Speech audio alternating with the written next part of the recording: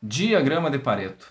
Qual é a aplicação? Como é que nós podemos utilizar ao máximo essa ferramenta, essa forma de análise para entendermos determinados cenários, entendermos determinadas situações, né?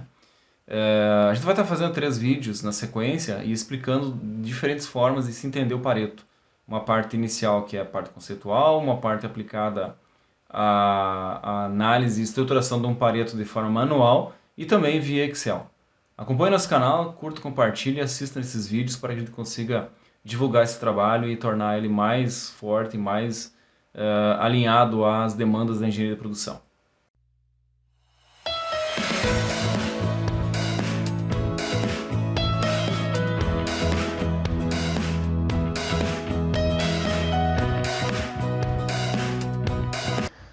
Bom, falando sobre o diagrama de Pareto, nós temos uma forma ilustrativa de enxergarmos variáveis dentro de diferentes processos e a forma que nós utilizamos a partir do Pareto é fazer com que ele fique mais visual. Então, aquilo que nós temos de informações, sejam elas em relação a estoque, processos, outras variáveis que a gente queira medir, o Pareto acaba sendo um fator que gera um diferencial muito grande na interpretação dessas informações. Um pouquinho sobre o princípio de Pareto, ele surge lá no século XIX, né? Então traz o nome do criador, né, dele, né, que acabou desenvolvendo essa essa metodologia na época, para se fazer a verificação de certos cenários, né? Então a ideia principal era tentar identificar o que havia de diferença entre as várias variáveis que, no caso ele, na condição de economista, estava buscando entender, né? Então ele acabou desenvolvendo esse método que foi baseado numa pesquisa feita e onde ele identificou ou havia, pelo menos na época, uma diferença muito grande em termos de distribuição de riquezas, né? Então, com essa ideia de entender aquele cenário socioeconômico da época, acabou surgindo esse diagrama de Pareto, que é o que veio no decorrer dos anos sendo cada vez mais valorizado e hoje, inclusive, nós utilizamos com uma eficácia muito grande na verificação daquilo que nós buscamos entender em termos de dados relacionados a diferentes proporções. O que quer dizer isso? É que eu posso ter um impacto muitas vezes relevante por pequenas variações, né? Ou ao contrário, né? Eu posso ter uma dedicação muito grande de esforços para resolver pequenos problemas, né? Gerando pouco resultado em termos de solução. Aí, nessa ideia de verificar essa proporção, né, é que o Pareto acaba criando, então, esse conceito dos 80-20, né?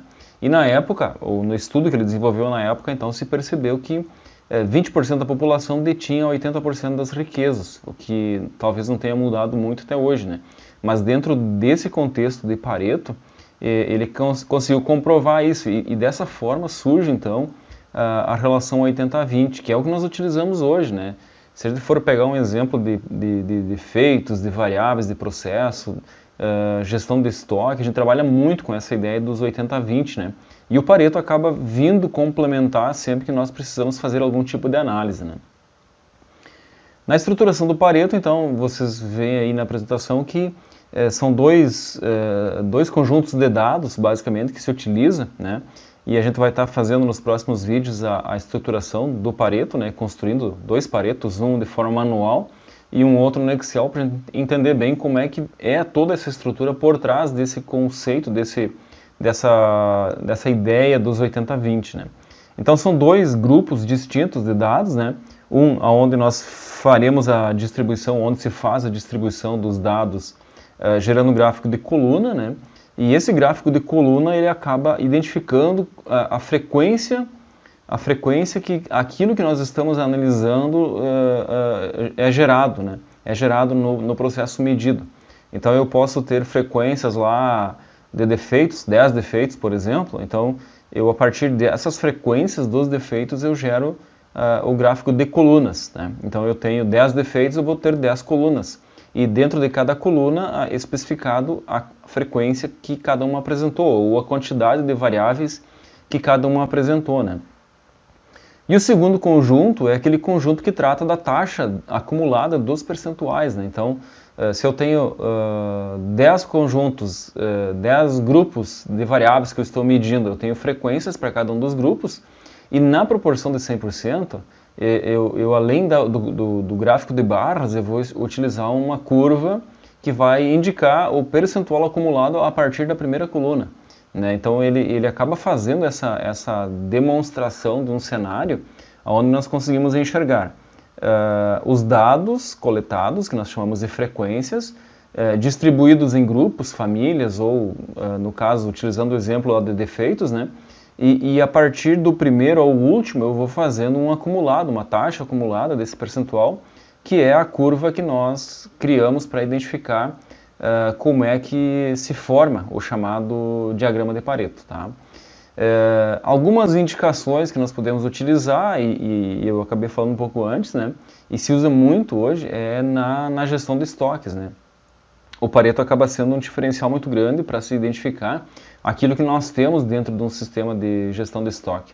Porque o que se faz? Eu consigo separar itens por famílias, ou por grupos, ou por lotes de produção, ou lotes de estoque, e as quantidades que eu tenho por família, por grupo ou por lote, eu vou mensurando, é o que nós chamamos de frequências, né? Então, se eu tiver famílias de mancais, polias e suportes, por exemplo, né? Se os mancais eu tiver 100 unidades, polias eu tiver 50 e suportes eu tiver 20, isso vai gerar uma curva decrescente onde eu tenho frequências de 100, 50 e 20, né? Respectivamente, para cada uma das famílias de produtos. Dentro da família de polias ou de mancais, eu posso ter diferentes mancais, diferentes polias, né? Mas eu faço esse agrupamento e eu crio famílias de produtos e faço essa representação na proporção 80-20. Ou seja, talvez eu tenha 80% do meu estoque concentrado em 20% dos itens apenas, né? Eu posso ter um volume muito grande em poucos itens, ou ao contrário, né? Então são formas de se identificar. Os níveis de estoque, ou a gestão de estoque, acaba sendo o principal parâmetro, a principal aplicação do diagrama de Pareto nas verificações, né? Mas é claro que eu posso ter essa análise em qualquer tipo de cenário, não tem uma restrição ou uma dedicação exclusiva à gestão de estoque, né? Eu posso fazer esse controle, esse alinhamento para qualquer variável que eu esteja medindo, né? Conceito de Pareto na visão 80-20, então faz entender que nós, às vezes, se a gente for olhar para problemas, né, defeitos ou as chamadas variáveis de um processo, muitas vezes eu gasto muito mais tempo resolvendo poucas coisas, né, ou uma menor quantidade de problemas, né. Também é uma relação dos 80-20, né. Então, quer dizer, eu posso ter, de 10 problemas, eu posso ter 8 problemas que vão me dedicar pouco tempo para serem resolvidos, né? Ou ao contrário, né? Eu vou precisar muito mais tempo para resolver 2 dos 10 problemas. Então é nessa correlação que esse conceito 80-20 estruturado por Pareto acaba nos ajudando em fazer uma verificação. Aqui nós temos o exemplo, então, um cenário de produção com 10 problemas que eu comentei antes, né? Onde 2 deles representam 80% das perdas de um processo. Quer dizer, a minha fábrica toda acontece, a produção dela, a manufatura está rodando, está acontecendo, e eu tenho apenas 10 problemas em toda ela, né? Porém, 2 desses problemas representam 80% dos defeitos, ou as perdas, ou as variáveis que eu tenho de processo. Então, se eu tenho 10 defeitos no dia, né? 2 deles, em termos de quantidade ou de impacto na necessidade de resolução, significam 80% do total. Ou seja, eu em menos ações, né, menor quantidade de ações, eu consigo eliminar uma grande proporção ou diminuir significativamente a taxa de perdas que eu tenho, que são os 80%. Né? O princípio de Pareto, então, sugere que a minoria dos problemas gera os maiores impactos, né? E por ser problema, obviamente, é o maior valor de perda, né? Então, não quer dizer que o meu total de perda, o meu total de dificuldade sobre um processo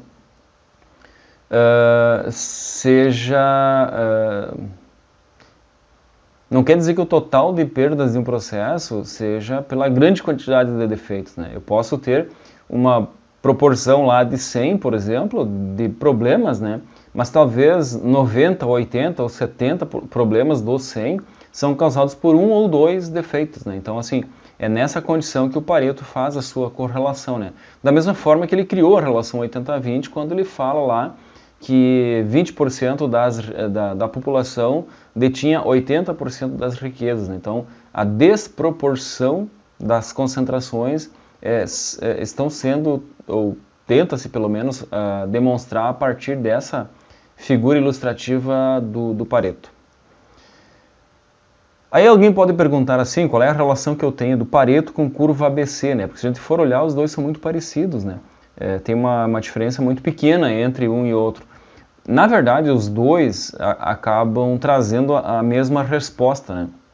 Com a única diferença que quando nós tratamos a curva ABC, ela não tem a curva da taxa acumulada de variáveis, né? Dentro de cada problema ou família de produto que eu estou analisando. Então, a curva ABC ela acaba demonstrando a concentração de problemas ou de volume de itens em certas categorias, né, as frequências que nós chamamos, mas ela não faz esse comparativo da taxa acumulada, né?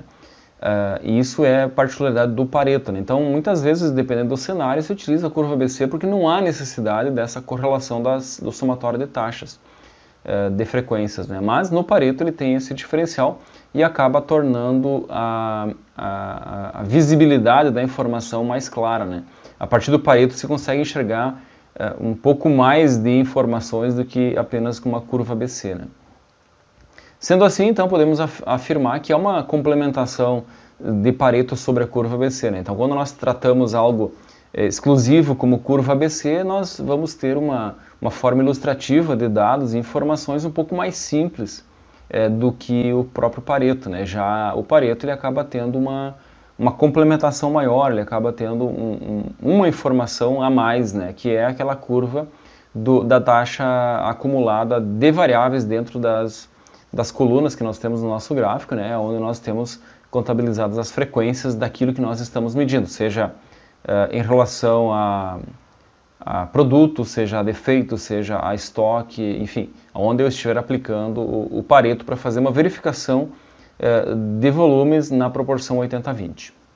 Obrigado por acompanhar nosso canal, curta e compartilhe nossos vídeos, dê aquele like, ajude a divulgar nosso trabalho, sempre voltado a assuntos relacionados à engenharia de produção, metodologia, filosofia ou cultura Lean, como são diferentes formas de se entender a aplicação desse método.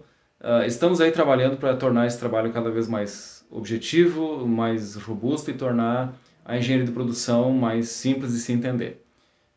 Esses vídeos foram focados no tema Pareto, que com certeza é uma das ferramentas mais utilizadas em toda a gama de assuntos ou demandas que a engenharia de produção necessita. Obrigado a todos, curta e compartilhe mais uma vez nossos vídeos, muito obrigado por acompanhar nosso canal. Um abraço.